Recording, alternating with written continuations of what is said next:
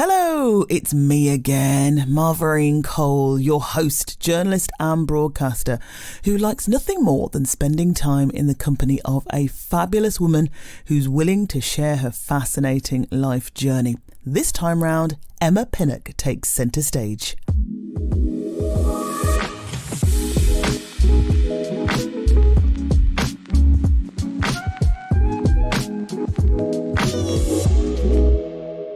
Emma has 12 years of experience helping children with autism and their parents get the best education and care possible. Her personal experience is at the heart of this, bringing up a young boy who has special educational needs. Now, I don't want to give the whole edition away, so get ready to hear Emma Pinnock, fabulous woman. Emma, here we are. Hi. This is very exciting. It really is. I don't do this often. Well, I'm glad you've decided that you're going to do this with me. Look at this. Yeah. So, tell us, who are you? Wow, what a big question. Who am I? I'm a mom. I'm a wife. I'm a ex-teacher. Not long ago ex-teacher, but now I'm in business. I'm now running a business consultancy around special needs, and I'm a daughter, sister. There's lots to me, really. So that's a really wide question. Excellent. Yeah. So tell us about your consultancy. So I specialise in autism. That's been the background that I had while I was teaching. I opened a autism resource base for Birmingham City Council and ran that for 8 years. And now I consult other schools, organisations and support families around their journey of autism and special needs. Goodness me. And so that came from your background as a teacher? Yes, it Tell did. us about your time in teaching. Loved it. Absolutely loved it. So when I started teaching, I was going to do it for 2 years. My background is psychology, and I was going to do it for 2 years and then go into educational psychology, which was the route that I had in my mind. I don't know if I should say how many years later, but nearly 17 years later, I continued as a teacher. So I stayed in teaching for 17, nearly 18 years, and loved every moment of it. I wasn't really a mainstream teacher, and I wasn't really a special school teacher either. So I kind of found my very middle ground through all the jobs that I had. Oh, so what do you mean by that? You weren't really a mainstream teacher? And are we talking primary or secondary? So I was primary trained. I have worked between primary and secondary. And I think because of the psychologist in me, mainstream teaching was a bit restrictive to the things that I really enjoyed. And special school teaching was also a bit more restrictive in the way that I saw progress at the time. It's moved on massively now. But when I started out, I felt that special schools weren't as had the expectations that I would have liked to see for a lot of the children. Definitely moved on now. And so the jobs that I found along the route were very middle ground, which was fantastic for me. So from mainstream, I went to work at the Children's Hospital, and I basically had a mixture of children with mainstream understanding and special needs. And from there, I went on to open the resource base. So autism being your speciality, how did that come about? I think that's the psychologist in me, really. So to understand the barriers to learning, and I think that's where I always started with any child. No matter if there's needs or no needs, there's actually, everyone has some barriers in some places. But I think the psychologist in me really went to the children that had really big barriers. And so that was a place that just became a place of interest and then a place of love, really. And that love, I guess, would be from fulfilling or kind of seeing the youngsters that you help, then learning and seeing the transformation in them, I imagine. Is that or would you say where it came from? Most teachers will say that they enjoy the wow moment when the child's just got it, and you can see the wow in them when they've got the learning. And that's really what I experienced every single day with a young person with additional needs, especially autism, is that it was wow. And it wasn't just around the learning, it was around the social side of them, and it was around them understanding other people and understanding themselves. So there was always a moment of wow. So it was always a place where you could see progress, even though it wasn't measured as progress is measured in the mainstream environment. Quite something that the resource that you set up for Birmingham City Council. What was that journey like? So that was amazing. So the school that it was connected to was amazing as well. Great school, very inclusive, could see the changing landscape around special needs and decided to open this space. I was interviewed to set it up and go with it. And basically the history started there. So it was really great to just basically walk into an empty room and say, this is your remit, and develop it, which was fantastic to do. Really fantastic to do. Amazing staff, who most of them are still there now. What is it? Where is it? How many people does it help? Oh, so 18 children at the time when I was there, and it is based in Birmingham, connected to a mainstream school in Handsworth, which is fantastic. And so 18 children, 6 staff. It helped a lot of children to get past their own personal barriers, but also their learning barriers, and continues to do so today, even though I'm not there. So and the students, the pupils rather, who are there, do they then go back into the mainstream school that it's connected with? Definitely. That was the aim. That was always the aim. So the aim really was to come into the space, the resource space as it was called at the time, and to be assessed, supported, to get to really know them as learners before they started the integration process. And while I was there, the integration was very successful, and the children were coming out with national standards of learning as well at the end of the school years, at the end of year 6. So that was fantastic too. Yeah.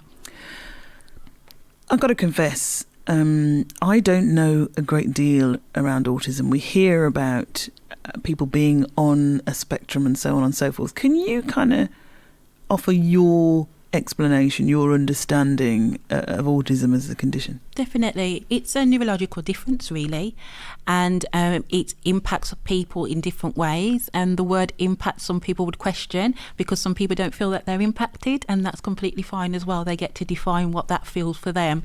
And it basically is just a neurological difference. So there'll be differences in how they see the sensory world, so how their body perceives the world around them. There'll be difference in the way that they receive information and words, so their semantics and how they see language could be different, and the way that they perceive body language and social interaction can be different. But this is all very individual to everybody that's on the spectrum. If you meet one, you only meet one. Yeah. Wow. And now your business is very much focused on consultancy. So let's get into that. Yeah. How does it work? And how long has it been established? And how does it work?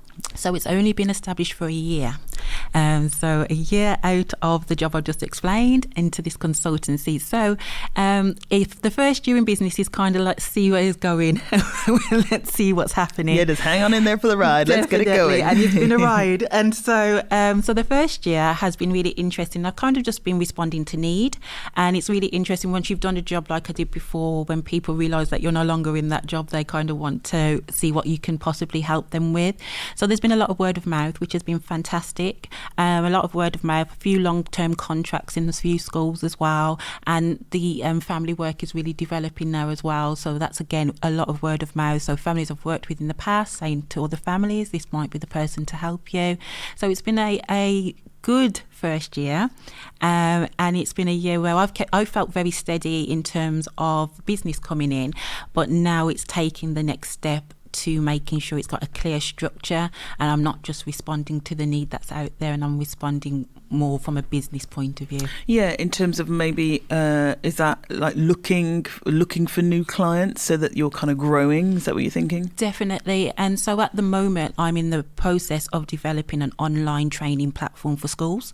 So an SEND, which is special education or needs platform, where I'll be sharing my expertise, and my network will be sharing my expertise on this platform. So that's going to be launched in September, which is really exciting. So that becomes more of a structured business. So there'll be more people that can come onto this platform, and I can actually support more people than going into individual schools like I am at the moment.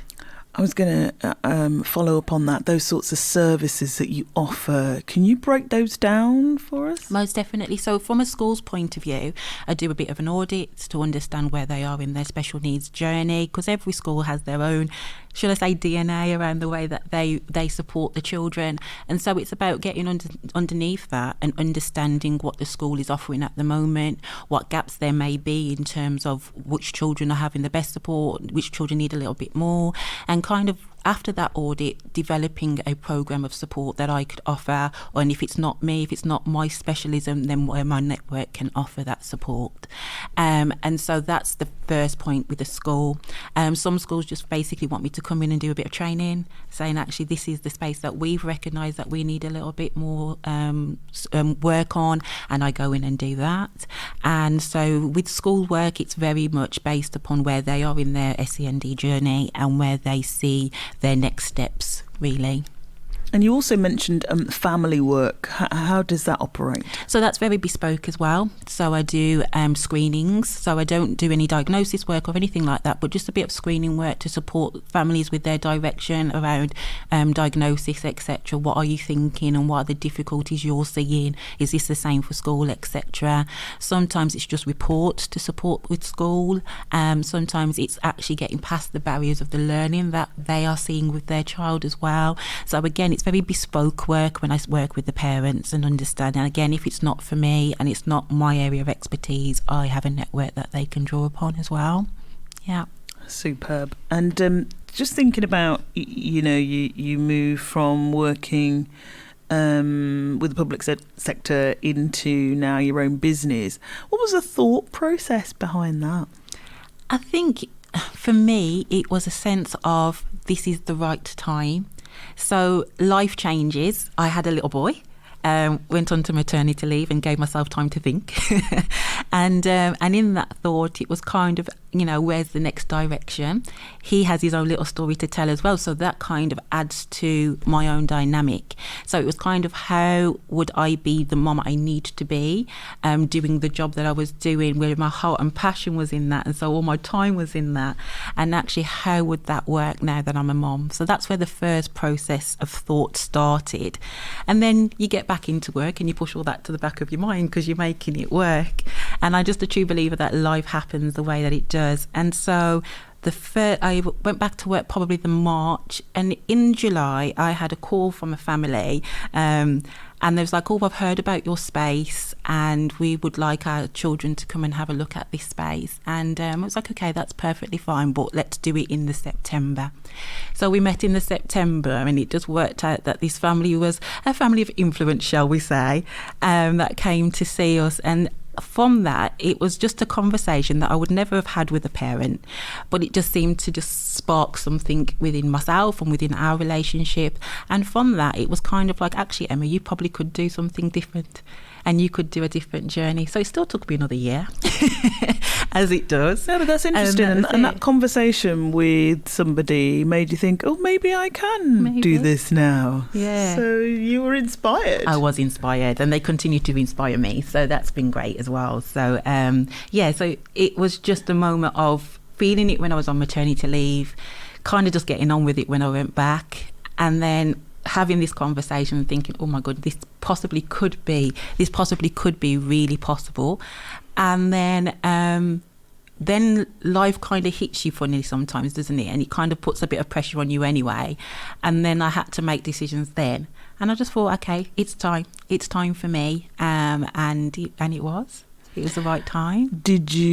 How did you approach the change? Was it with gusto, apprehension? How did you get on with kind of getting advice about setting up? What was that whole arena like for you? I must admit, which was very different for me because I'm not an overly impulsive person, but I basically woke up at 4:00 on a Sunday morning.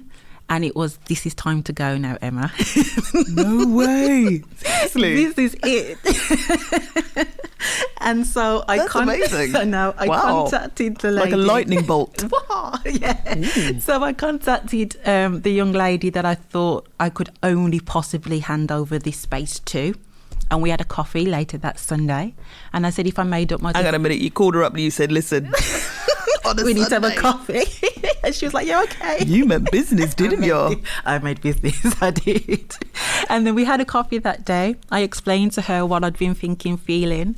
And I said, if it was something that I decided to do, would you be happy if I put you forward for this role? And she said yes. So that kind of made that was going to be the only person at the time I could see who could take that on. Emma, I've got to stop you there, because No this says so much about you as a person. You set up this incredible space, and you knew that if the time came, or when the time had come for you to move on, you wanted to entrust it to someone who could do as well as you could on it. I mean, fundamentally says how much you care about what you do. Definitely. It's all about the children first for me. So even though I knew that this was right for me, I wouldn't have moved unless I knew I was leaving it right for the children. It's really key, that to me, all the work that I do, I centre in on the children, really. So that was a really key thing for me, that she would say yes. And so she did. And then I went in on work on Monday, and by 2:00 I'd handed in my notice. What? And a wild child. Wow, okay. And the journey begins. And it began. And at that point, I didn't have a solid plan. I just knew it was the right time. And then I started to develop the solid plan from that point. So that was the December that I made that decision. And so the solid plan had to come in really between then and July, when I was actually planning to leave. So, yeah. So that was the journey. That in itself is just inspirational, in that, you were in a position where you had time to think, because often that is what most of us need, Yes. time and space to reflect. Yes, definitely. And go, what am I doing at the moment? Am I really that happy? Have I just been going through the motions? What should I be doing? Where next? Mm-hmm. You had that space, and you got the inspiration. You went, yep, let's do it. It's now. And then it was game on. Yeah, Amazing. Definitely, yeah. Amazing. Yeah. So what I want to do is kind of change gear here now, and let's go back to Emma's childhood. So you're talking all about the children, and you've got a little boy yourself. What's his name? Alexander. Alexander. Do you call him Alex? Yes, we do. And Xander is another name that's been picked up at nursery. He likes that one. That's kind of nice. Yeah, that's he likes pretty that cool. one. Yeah. I think he's going to be going for that. I think so. Yeah.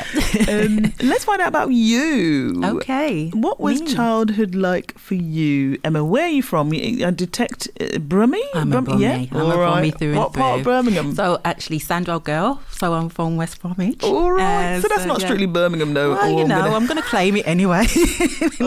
I'm just lighting the blue touch paper right and running off. Right on the edge.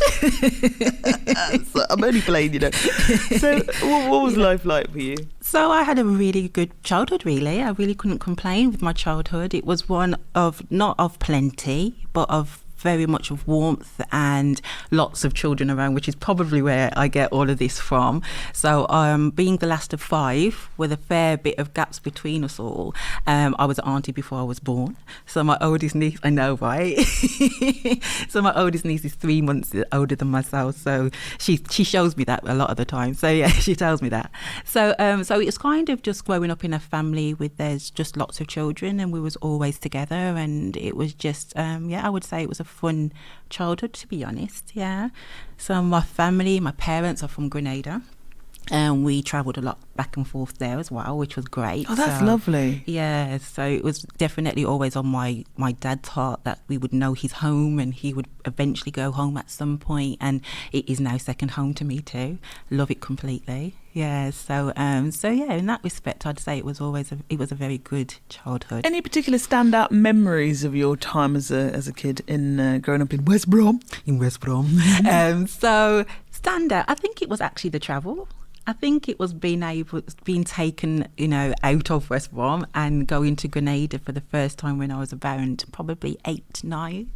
And that for me was really standout. I met my grandparents for the first time, and obviously communication wasn't the same back then, so you wasn't always calling and things like that. So I met them for the first time. So I would say that was one of my most standout memories as a child. Is that because, when you met your grandparents, you get to feel a sense of place, don't you? And a different sense of home? Because obviously West Brom was home, right? But this is home, like where you're from. Yeah. I just think, you're so lucky, because I didn't have that. My folks from Jamaica and I don't have that. And I just think, wow, that's just wonderful to know and hear the stories of your grandparents and how they were brought up and their memories. That must be very profound. It definitely was. And it was just really interesting to see that in the area that their house was, is that there's everyone around was all family and still is.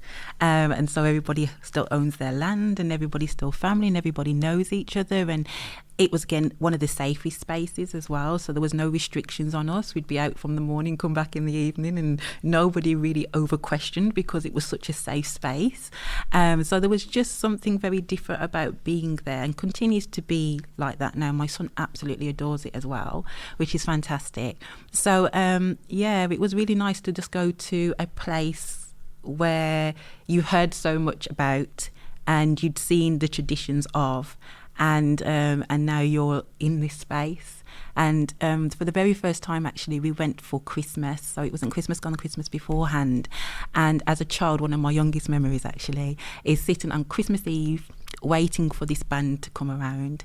And my dad was part of it. They'd pick up the man from each house, and they'd go around to each other's houses and sing their songs from the island, etc. And it was just one of the best parts of Christmas for us as growing up. And going back for Christmas, I realised the roots of it. I actually realised the roots of where that came from when I went a couple of years back. And it was lovely to see that the roots of it was actually that nobody's alone on Christmas Day. And so this band goes around the whole island, visits all the older people that may be living alone. That's so nice. And it's just a beautiful thing, really, to understand that that's what was being experienced as a child, and that's the root of where it was coming from, really. So, yeah. Beautiful thing. So as a youngster then, family, home, sense of place, understanding your heritage, all very much rooted in you. Most definitely. As a child, which is beautiful. What was kind of young adulthood like in terms of, going forward into education and then into work? What was life like for you then? It was really interesting because it was kind of like I had two sides of that life. So I did the whole school to college to university to work for a bit to the PCCE. And on the other side of that, that's when life kind of showed its other side to me as well, where, the adversities of life, which, happen. And it was kind of just a case of I was working tirelessly towards this goal in my mind, but also managing a very difficult situation. So at the time, my sister was managing mental health difficulties. And I became the sole carer in some respects because she had a daughter and my parents had to look after her daughter because they couldn't actually be together. So that kind of became about 19 where this whole level of responsibility came into my life, really. And so there was just these two sides of my world really happening at the same time. And you were 19 at that time? I was 19 Goodness at that me. time. How Crazy. did you manage that, seeing your sister going through what she was going through and also assisting her and trying to see where you were going in life? There were a lot of forces at play there. Most definitely. And sometimes I look back and think, how did you manage all of that? And I think it's just the strength of human beings that you see that there's something in front of you that needs to be managed and dealt with, and you do it. And it's only when you've kind of got to the other end of that you realise, oh my goodness, I was doing all of that. And an understanding that firm foundations in the middle of that, trying to really understand who you are in the midst of all of that is the most grounding side of it, I think. And so always, again, coming back to you, reflecting enough to know actually this is now too much, or actually yes, I can do more. So being really honest with yourself and being really reflective through something that difficult is really important. Yeah. How tough were the tough times? What sort of things were you going through? And how long was this period where you were looking after your sister? Okay, so it was 7 years really. So it was a 7 years experience, and unfortunately she did lose her battle with that by the end of the 7 years. Sorry to hear that. Thank you. And so the things that we're going through, I think it's very hard to kind of go back to kind of unpick what all those things were now, because for me it's a finalized story. You know, it's still very much a part of me, but it is a finalised story. So I try not to go back in that respect, but I've taken with me what was needed out of that. And so I'm very much a strong believer that situations will happen in life and you go through them, but you can't take the whole of that with you. You have to leave some of it back where it was. So take the things that are valuable to you now, take the things that are going to inspire you and push you forward now with you, but you can't take the whole story with you. So I don't really get into all the detail anymore. Is faith a part of your life? It surely is. It surely is. One of my strongest foundations, really. It's been shaken a few times, but it's one of the strongest things that I hold on to. So yes, faith is a big part of my life, yeah. So that involves church every Sunday? Or? Yeah, we're part of a church. We go to a church in Solihull. So we're part of a church as a family. So yeah, so it definitely is part of that. I think for me, my faith has allowed my inner core to remain intact through situations that are bigger than me. And that's been a beautiful thing, because I think people sometimes have a misconception that if you're in a faith that nothing happens and life doesn't happen to you, and that's not really true, and it's not even biblically true, to be honest. And so it's understanding that life will happen, adversity will happen, but for me, faith has kept my inner me healthy and okay and still strong. I hope I'm still standing. So yes, so that's where my faith comes into my life. Excellent. And so through the tough times, then you're able to think about, right, where do I go in my life now? How do I get back on track almost after this difficult time in your family? How did you manage that then? Because obviously a tragedy like that in your family, massive, destabilizing. Completely how massive. do you stabilize and then move on? What sort of practical things did you do to move on? It's really interesting. I think sometimes we have a desire to heal quickly. And I've done both sides of this. So you have a desire to heal quickly, but you never truly heal. And sometimes you just got to sit in whatever this thing has made you feel. And I think that's what I learned from it, is that you had to sit in it. And I think for me, my dad was a really pivotal part of that, because his very first words were, "She cannot take you with her." And I was like, wow, okay. And I got where he meant, because it wasn't the physical taking, it was the "who are you cannot go with her." And it was that moment that I knew that I had to find the Emma that had kind of got lost in that process, and redefine me, which was quite exciting too, because you get to redefine who you want to be, what life means to you now. And so that was, scary, but I found that actually quite great as well, that I got to define now what this all now means to me. So some tears, some hard conversations, but definitely recognising that I had to make sure that I found me again. So yeah.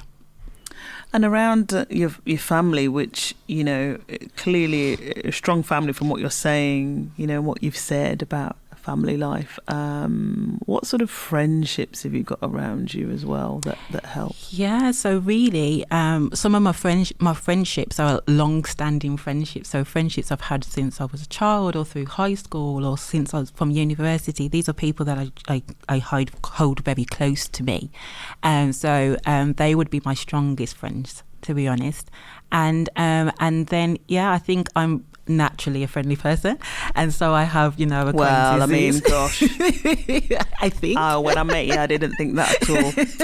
I think I got that edge to me. I love your spirit. I love your spirit. There is something about you without sounding too kooky, but there is something about you. There's joy in you. I can see this as I'm sitting here looking at you. So, Thank you. And that kind of then really speaks to what you do in your profession, as your purpose.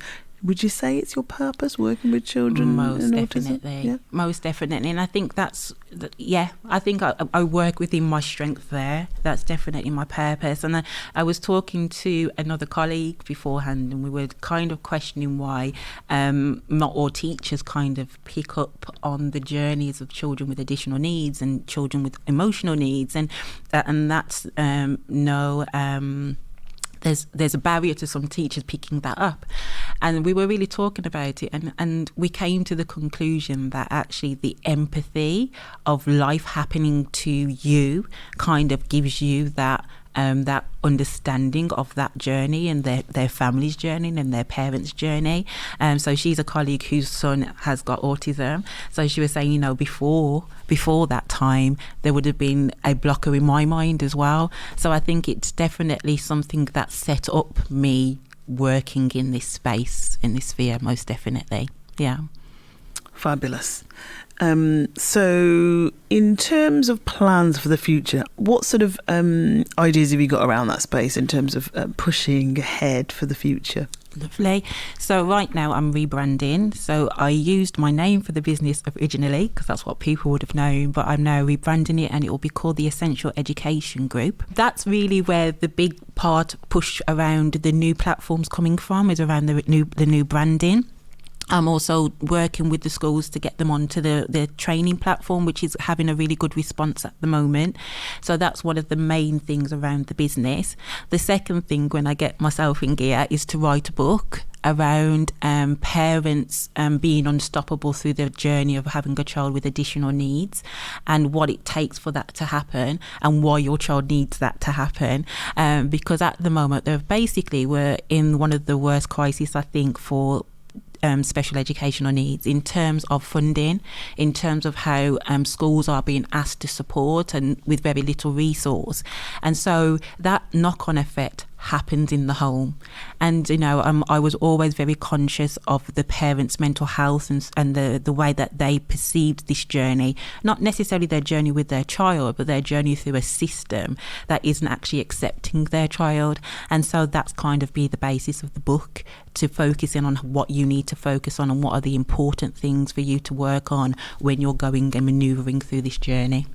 It's really interesting what you say about what's happening in the education system. And I know you're not a policymaker. I'm not asking you as a politician, but, in an ideal world, what would you like to see in terms of support, better support for children with autism, would you say? I think there's a lovely word of inclusion that everybody kind of goes onto. But inclusion to me means a lot of different things for each child. So it would basically cost a lot if I was the policymaker. Okay, there'd be more borrowing. Definitely. Then, there's a trade-off, right? Definitely, definitely. But what I do think is that actually, if real focus is put in at the early years, early intervention is my thing. I think if we can catch and support needs really early on, we can stop the impact later on in life, where the unemployment figures that are really high for people that are on the spectrum and people generally with additional needs.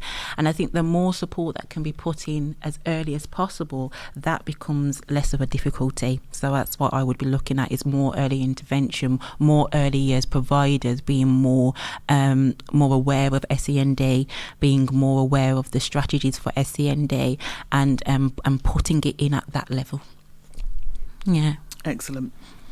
Given everything you've been through, and you're going out there being an entrepreneur, right? You're running your own business and what have you. Yeah. For anybody who has been through similar kind of challenges, whether personal, family, or business, what sort of words of wisdom could you offer to someone who's sitting there thinking, oh my gosh, I'm trying to get through a tough time? What sort of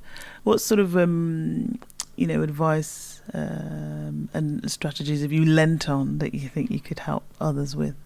Keep a hold of who you are in the process, and not the who you are that you want to be, the who you are in that very moment. because we are multifaceted, we are multidimensional, and when life happens, we have to say, this is just who I am in this very moment. And because I think we kind of do a lot of damage trying to hold on to the version of ourselves that we want to be, instead of moving into the version of ourselves that we're becoming. And I think the best gift we can give ourselves is just to accept who we are in the moment and see that we're moving into something else continuously. And that happens through the good times, the bad times, you know, the indifferent times. We are constantly evolving. And I think we just have to evolve with what we feel. You know, be very conscious of who you are through every stage of your life, really. And I think in that you can't go far wrong with making decisions that are right for you in the moment. I tell you what, it's really fascinating how Emma's faith and words of wisdom from her family have helped her through those difficult and traumatic times in her life. It's something we can all learn from, and she really is an inspiration. So for more about Emma's work, go and look her up at her website, EMMAPINNOCK.co.uk. And before you go, do me that favour, will you? Will you subscribe? Leave us a review. Share the Fabulous Woman podcast with your friends and family. We are on Spotify, Apple Podcasts and YouTube. So it'd be great if you can find some time to leave us a review at any or all of those places, if you're so inclined.